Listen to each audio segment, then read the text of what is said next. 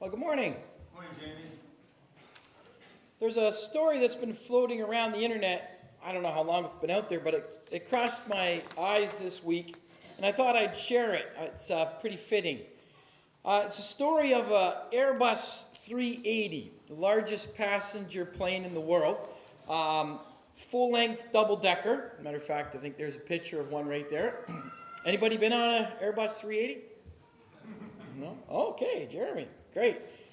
So the story goes that this particular one was flying over the Atlantic, cruising at 800 kilometers an hour, 30,000 feet in the air, and one of these little Eurofighter Typhoons pulled up beside it, and kind of pulled up and chatted a little bit with the pilot. You know, how you doing? Give a little introduction, and then they talked a little bit, and then the guy said, pretty boring, isn't it, over there in that Airbus?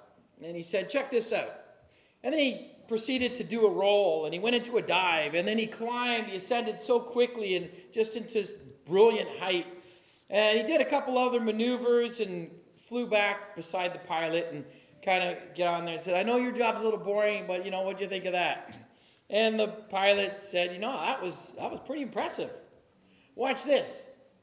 And so the fighter pilot, he's cruising there looking over and waiting, and Airbus isn't going to do any loops or anything like that, and so he's just watching, and after a number of minutes nothing happened, and then the pilot gets back on and he said, what did you think of that? He says, what are you talking about? He says, what did you do? I didn't notice any differences. He said, I got up, stretched my legs, I went to the back of the bathroom, grabbed a nice chocolate muffin and a coffee, and here I am, back again. And the story goes that, when you've got that ability and that youth, talking about age versus the young, talking about those with, the young versus the old. And the guy who wrote that says, age is the SOS of life, slower, older, and smarter. He says we begin to realize that, life's not just about what you can do and how fast you can go, but about how much peace you have and how comfortable you can be. And as I thought about that joke, I was like, that's pretty good. My wife would say with my life, that's accurate. I don't know if you notice, I've been wearing tearaway, zip-away pants, the past few years. Because they're so practical. They work great, right? I'm outside, if it's hot, zip, I'm in my shorts. And, I'm like, these are great. I used to go shopping, and I would buy some nice jeans, and I would look for, particular brand. I would look for ones with just the right, wash, and even, back when, torn knees were in place, I'd buy jeans to tear them or buy them pre-torn. I'd look for style, but now it's function over fashion. But I remember I was reminded this week as I happened to be coming out of the mall, and I needed a pair of boots. And I was with Brandon at the time. Where's Brandon? Oh, yeah, Brandon. And I said, Brandon, there was a pair of boots for $99. I was like, that's a pretty good deal for some winter boots. They're Merrell's. I was like, I'm gonna try these on. And, the person working there, they brought me the pair of boots, said I need a size 10. And these are so uncomfortable. Like, Merrell's are nice shoes. These are terrible. And after I'm like, I can't do this. I've never needed an 11. That's weird. She goes, we can order you an 11. We don't have them in stock. Maybe I need to order 11. And then all of a sudden she comes back after a few minutes. I'm so sorry, sir. That was the women's. So I was like, oh. But it reminded me as I'm walking around. Now there's about a 1.5 size difference. As I'm walking around in these women's shoes, which are size 8.5, I need a 10. So tight on my feet. They felt so uncomfortable. But it brought me a flashback to when I was younger. Because if there was a nice pair of shoes before Amazon and before eBay, you couldn't find them. If you happen to see a nice pair of shoes at the mall and they weren't coming back, you'd never find them again in your life. You bought that pair whether it fits you or not. And I remember wearing small shoes all the time and trying to stretch out the leather or whatever it was. And you can go to websites and how to do this, how to stretch out your shoes. And that brought me to today. And I thought, how many pieces of clothing do I have that I've held on to? I've got this wonderful motorcycle jacket from the 90s, And every time I zip it up, it's so tight. And my wife's like, no, don't. I'm like, I love that coat. Why am I keeping it?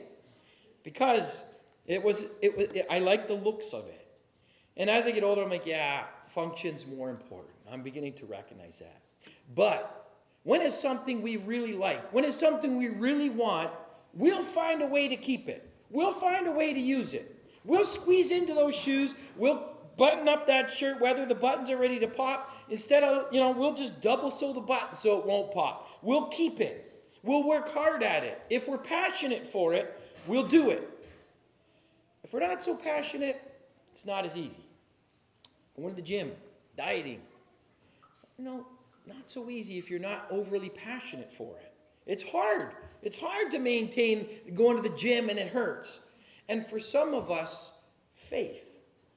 For some of us, we're just not that passionate about our faith. It's important to us, just like eating healthy and going to the gym. Everyone would say that's important. Well, most of us would. But how important? I'm afraid that's the same with our faith. How high up is it? What are we willing to do?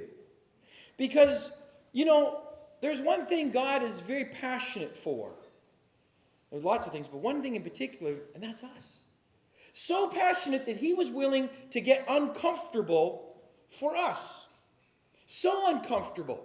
He changed his very self. Look at what Paul writes to the Philippians.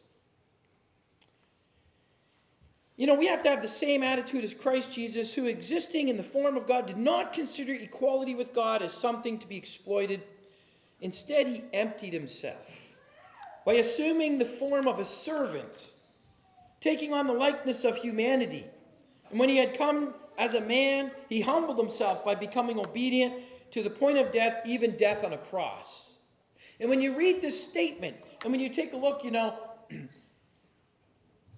taking the form of a servant, he humbled himself, becoming obedient. He understands us. He was passionate to save us. He didn't just come down to be one of us and live in comfort as a king or as someone in a position where he's served and has comfort. He came as a worker, a tekton, a worker. He worked hard. He came to a poor family. He was born in a manger. He was born not just to a poor family, but he was born in the nation of Israel, who were at the time when they were under the Romans. He could have come during the time of Solomon. He could have been like, hey, I'm your right-hand man. Actually, Solomon, you're my right-hand man. But, I'll let you sit on my throne and I'll just live in the palace with you. He could have come during that time, but no. He came during the time of oppression by the Romans. He was willing to do this. That's how important we were. That's how important we are. That's how passionate God is, that he would be uncomfortable coming and living 30 years before starting that 3-year ministry that led up to his death on a cross. He was willing to become uncomfortable in his lifetime on earth in order that we might have an eternity of comfort with him. This isn't the first person to give up comfort on earth. There's others who understood that life's about more than just what we see here. You see, Jesus knew that this wasn't just about his time on earth and that's it. He knew that there's more to life than what we see. And sometimes we forget that. Sometimes we forget why we do what we do. We lose sight of that vision. Here's Moses. And some of you remember the story of Moses. He was born at a time when all the babies were being killed in Egypt, males, firstborns. And so here is Moses, who's born, and he's kind of pushed out into the Nile. And he's taken up into the palace. And he grows up in the palace. But as he comes to terms with really who he was, he realizes that he belongs to this other people. And he's willing to walk away from this life in the palace, this life of comfort, this life of, just living a good life on earth. He gives it up. He walks away from it. The Hebrew writer says that Moses, when he had grown up, refused to be called the son of Pharaoh's daughter. He was willing to give that up. And instead he chose to suffer with God's people rather than enjoy the fleeting pleasure of sin. The Hebrew writer is reminding us that everything we have here on earth, all the things we enjoy, it's fleeting. It's going to be gone. Nothing's eternal on earth here that we can bring with us. There's nothing. For he considered, verse 26, reproach for the sake of Christ to be greater than wealth, to be greater wealth than the treasures of Egypt, since he was looking ahead to the reward. He was looking for something else. It says, by faith he left Egypt behind, not being afraid of the king's anger, for Moses persevered as one who sees him who is invisible. Moses saw the invisible.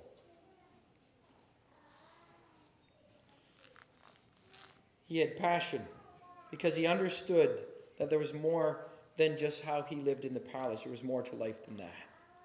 The Hebrew writer says, therefore, since we have such a large cloud of witnesses surrounding us, Moses is one of those witnesses. Let us lay aside every hindrance and every sin that so easily entangles us. Let us live an uncomfortable life. We've got more ahead. Let us run with endurance, he says, the race that lies before us, keeping our eyes fixed on Jesus, the pioneer and perfecter of our faith. That for the joy that laid before him, he endured the cross, despising its shame, and sat down at the right hand of the throne of God. Let us be willing to have an uncomfortable life because we know that it's for something greater. We know that what we're doing, what we're a part of, is something greater than just what we see here, the pleasures of a few years on earth. That's what the Hebrew writer is reminding us of.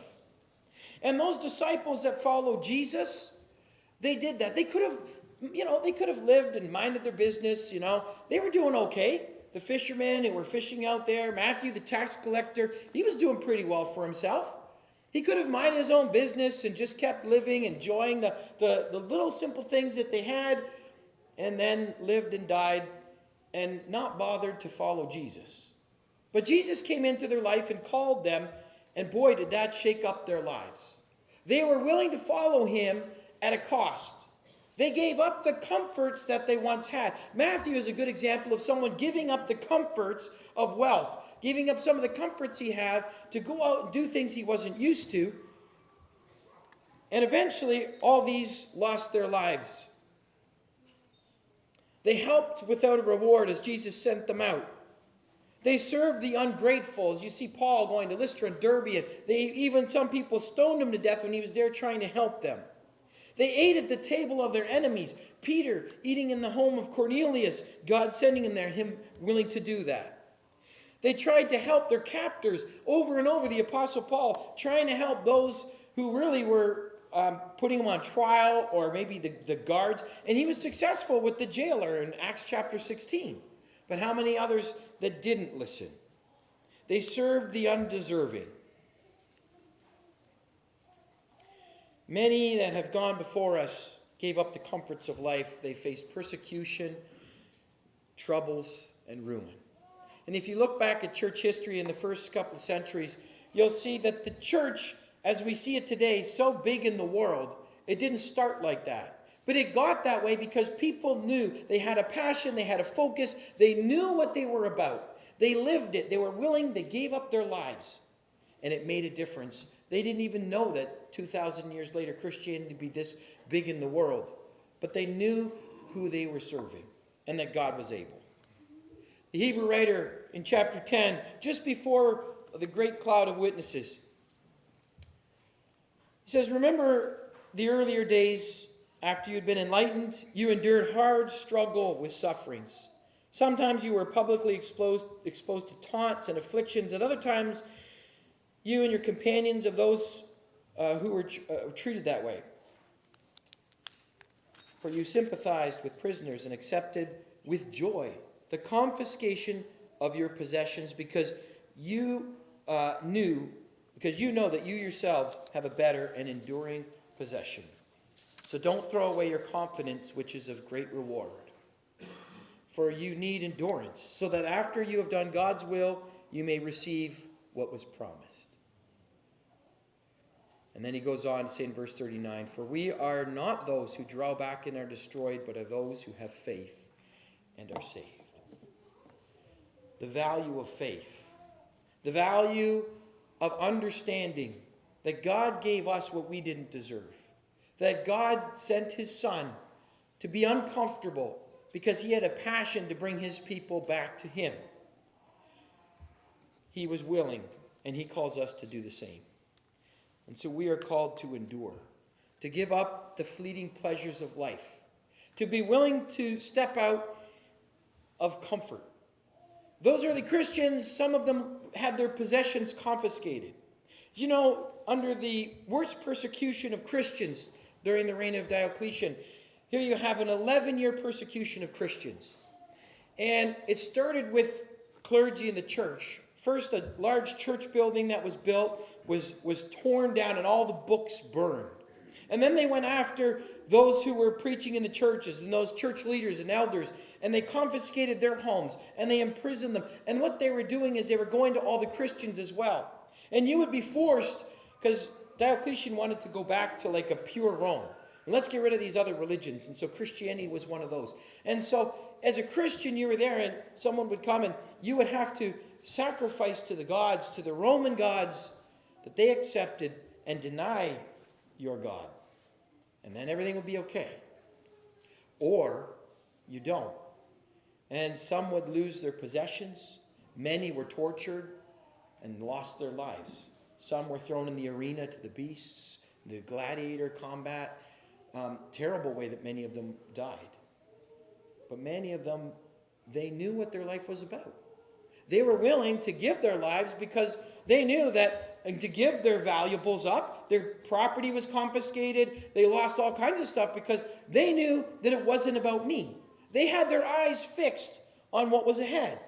They knew that their passion was to go and to save others because they themselves had been saved by the one who gave up the comforts that he had in order to die on a cross for us. And so Jesus calls us to do the same thing. To turn the other cheek, to go the extra mile, to look out for the interests of others, not seeking our own good, to pray for our enemies, to help those in trouble. We were called to turn back. As we're made in his image, we're called to turn back to be image bearers. See, everyone's made in his image, but many people forget that. And so we are called to show the world what it means to be made in God's image. Not just that's what it means to be a light. To go and to show others in this world what it means to be like Jesus. What it means to be God's children. And that's what we read in Galatians chapter 3. Galatians chapter 3. For those of you who are baptized into Christ have clothed yourselves with Christ. There is no Jew or Greek, slave nor free, male nor female, since all of you are one in Christ Jesus.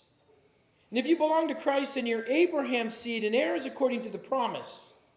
Then he goes on to talk about slaves and children. And, you know, a child doesn't know, they don't understand their freedom until it's given to them, until they're older. And then they understand. And so in verse 4, when the time came to completion, God sent his Son, born of a woman, born under the law, to redeem those under the law, so that we might receive adoption as sons, as children. And because you are sons, God sent the Spirit of of his Son into our hearts, crying, Abba, Father. So you're no longer a slave, but a son. And if a son, then God has made you an heir. Do we really think that we're God's children? When we made that commitment to accept Christ, we understand what he did for us, and now we want to follow him. We accept him. He's going to be our teacher, our mentor, our leader. We're going to be his disciple.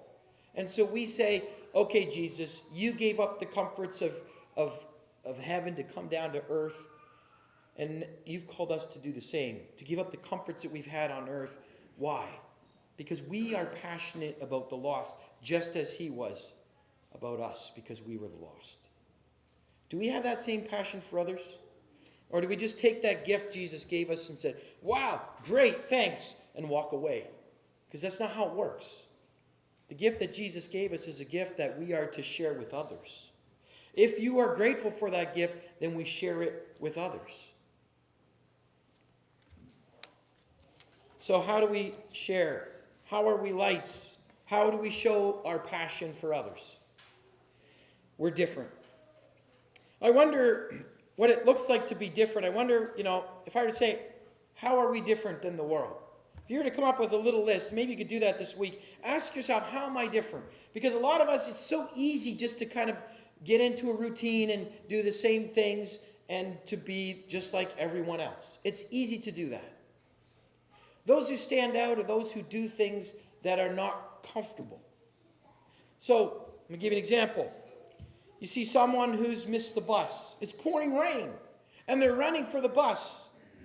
And you're on your way home, you just got a steak dinner, and you're looking forward to barbecuing that steak up. And you see them running out in the rain, and you have room, and you have time, and you could offer them a ride.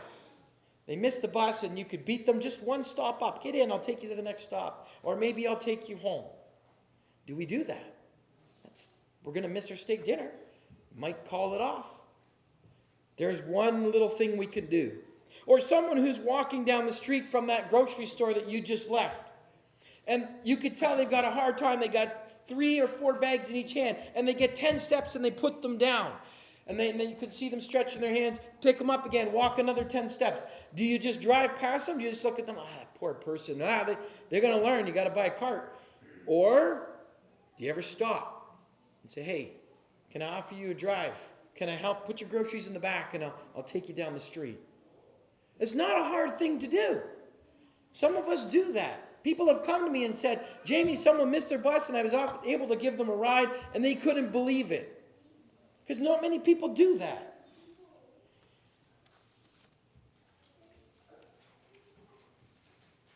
I was just thinking of something that happened to me this week that reminded me of that. Okay, I wasn't going to share this, but really quick. I was coming back from Costco, and I turned the corner. Some of you heard this already, but I turned the corner, and I just heard beep, beep, because there's a lineup of cars, and I beat the green light before it turned green for them. And I heard beep, beep, and then I heard, and I was like, what's going on? And I look back, my hatch opened, and all my groceries are all over the middle of the intersection and the road, and apple juice bouncing down the street. And I had a socket set, and they're rolling all over. It was rush hour. This is so embarrassing. Carrying my toilet paper back to the car, and embarrassing. But one person stopped to help. Everyone else, they went out of their way to go around all my groceries. But no one could stop and say, hey, let's throw this off the side of the road. That would have been such an easy, it would have meant a lot to me. One person did. I had to back up, and there's groceries all down the street. I backed to the intersection first, clear the intersection. And one person down the street grabbed my jug and put it over to the side. And that meant so much. Just that one little thing. I was like, thank you. And so, I'm not mad at people. That's just, would we have stopped? If you were there, would you have stopped? Made a difference in this world? See, it's all the little things that add up, because that's just who we are. Now, if everyone's on their way to somewhere important and it's a timely thing, that's different. Someone has no insurance and their house burns down. Are you going to take the time to help with a GoFundMe? Another person has to move. Are you going to take the time to go and to help them move? It's going to take time away from you. Someone is called to,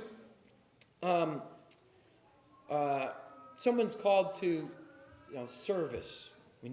Whatever that might be. Someone needs a ride. Someone needs some groceries. Someone's in trouble. Who is there to help if not God's people?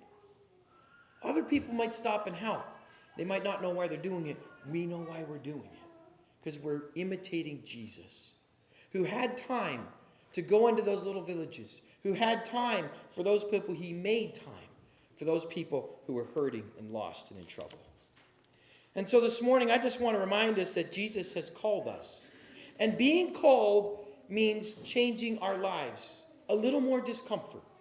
Maybe we open our homes and someone's there living with us. Maybe we give some of our money that we would otherwise have saved for our future comfort. Maybe we're giving a little bit of our energy and our time.